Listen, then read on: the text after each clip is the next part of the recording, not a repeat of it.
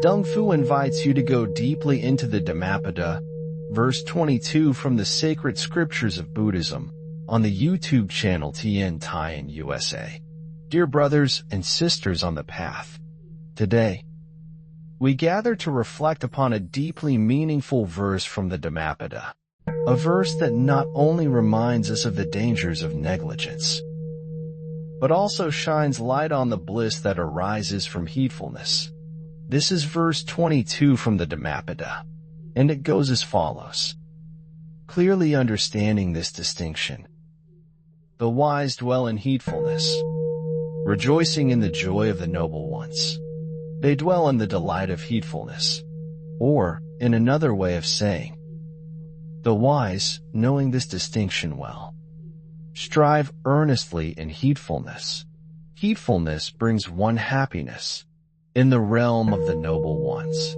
We will now walk gently together through the meaning of this verse, not only to understand its depth intellectually, but also to let it enter our hearts, to live with it, to practice it, and to be transformed by it. Let us first begin by understanding. What does heedlessness mean?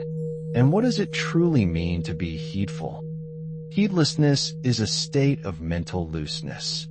When the mind is not anchored, not directed by wisdom, not protected by mindfulness and ethical discipline, then it becomes adrift. A heedless person is someone who lives without restraint, who allows themselves to be pulled along by desire, by anger, by delusion, and does not pause to reflect. When one lives heedlessly, the body, speech, and mind are easily corrupted. Unwise speech becomes habitual. Harmful actions arise without reflection, and the mind falls deeper into greed and confusion. Heedlessness is not only about indulging in obvious worldly pleasures or harmful acts.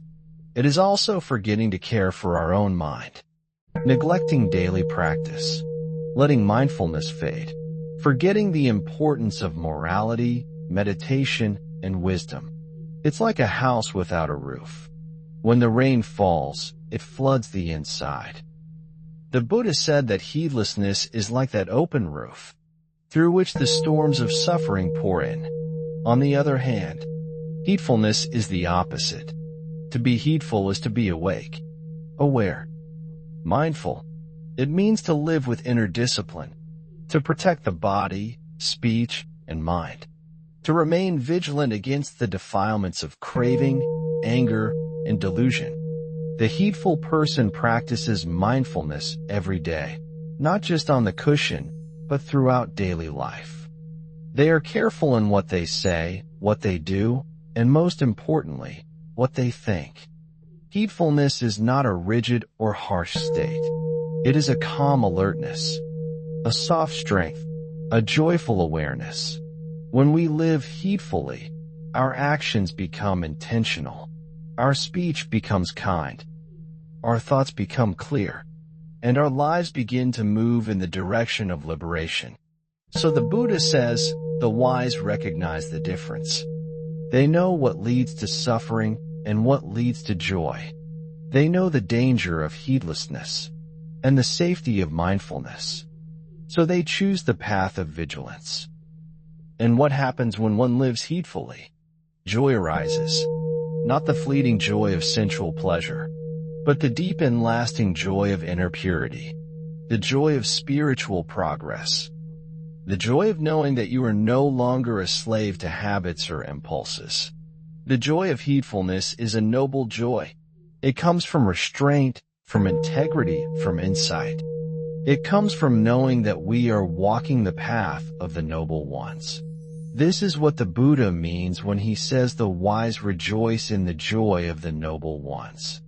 It's not a joy that depends on praise or gain, but the joy of walking steadily on the path of awakening. And dear friends, we too can walk that path. You don't need to be a monk or nun to live heedfully. You don't need to renounce everything to practice mindfulness. You don't need to isolate yourself from the world to begin living like a noble one. Even as a lay practitioner, you can live a sacred life.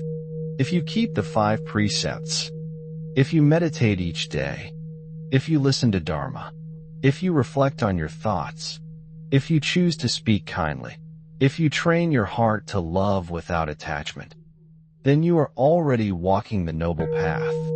Even as a parent, a worker, a student, a friend, you can be a person of heedfulness. Heedfulness is not a matter of outer appearance. It is a matter of the heart. And the moment we commit to mindfulness, the moment we choose to stop drifting and start waking up, is the moment we step into the light. So let us pause here and ask ourselves sincerely, am I living heedfully, or am I being swept along by habits? Am I choosing my thoughts with care? Am I using my time wisely? Am I cultivating the path of the noble ones? Or am I wasting this precious human life? If we find that we have been heedless, let us not blame or judge ourselves. Instead, let us rejoice. Because the moment we see our heedlessness, we are no longer lost in it. That moment of recognition is the beginning of transformation. From today on, we can begin again. We can return to mindfulness, return to restraint, return to the Dharma. Start small, but start steadily.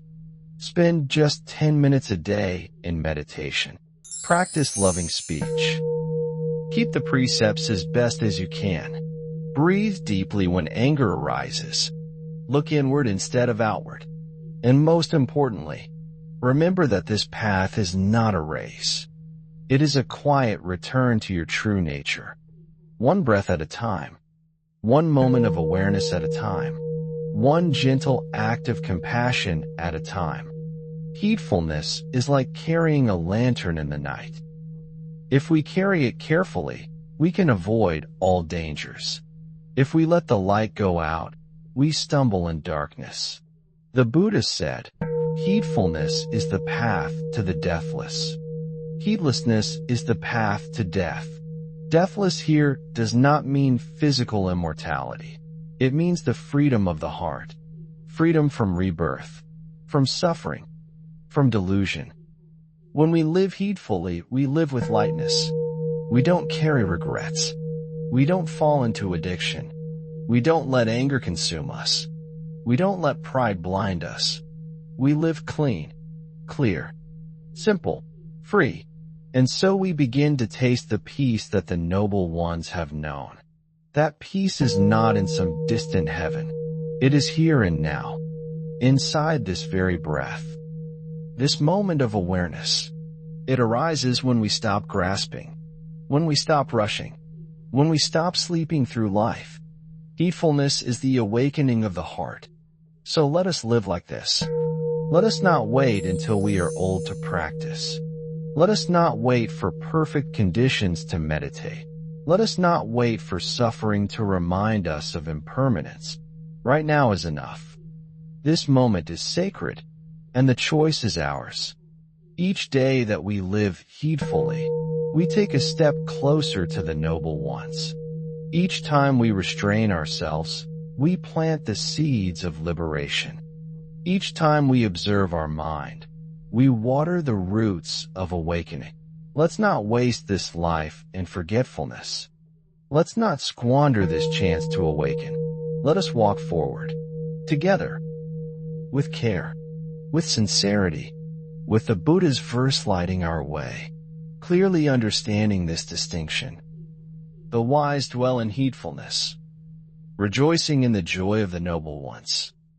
They dwell in the delight of heedfulness. Let us make this our daily contemplation.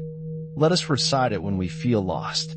Let us remember it when anger arises. Let us return to it when craving pulls us. This verse is not just words. It is a living lamp, a compass, a mirror, a doorway into peace. May we walk through that door. May we rest in the light of heedfulness. May we become like the noble ones, not in name, not in title, but in heart, in action, in awareness. Let us choose that path, again and again, with each breath, each step, each day of this life. Imagine, for a moment, that your life is like a flowing river. The currents of habit, desire, and distraction carry us along. When we are heedless, we simply drift, allowing the river to determine our course. But when we awaken to heedfulness, we become the steersperson of our own vessel.